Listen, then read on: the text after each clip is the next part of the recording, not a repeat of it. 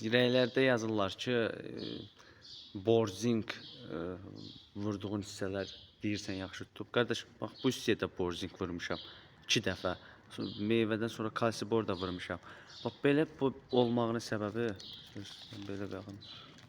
Belə olmağının səbəbi natamam mayalanmadır. Yəni düzgün mayalanma getmir. Bax, içi boşdur. Bax ruşiyemdə toxum əmələ gəlmir.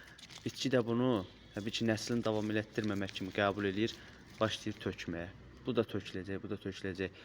Düzgün mayalanmır. O da nədən əmələ gəlir? Hava şəraiti. Yəni qurban olum Allaha, bu Allahın burada bir belə deyim də, ən əsas hava iqlimidir. Yəni onu deyim sənə. Qalıb Allahın işinə. Əgər hava amili yaxşı olsaydı, bax bunların bir çoxu tutacaqdı. Bir də qida rəqabəti var. Təbii ki, qida rəqabətinə görə də bunun hamısı tuta bilməz. Müəyyən hissəsi tökülməlidir. Amma bu qədər də yox. Bura bor, zink də vermişəm 2 dəfə, kalsibor da vermişəm 2 dəfə. Bəs niyə tutmayıb? Əsas mikroiqlimdir, yəni iqlimdir. İqlim şəraiti. Ola bilər tozlayıcı ağac da ola bilər. Amma hava şəraiti icazə verməz ki, çiçəklər yaxşı tozlana bilsin. Yəni bunların çox səbəbi var. Ona görə də baxın belə tökülür, belə.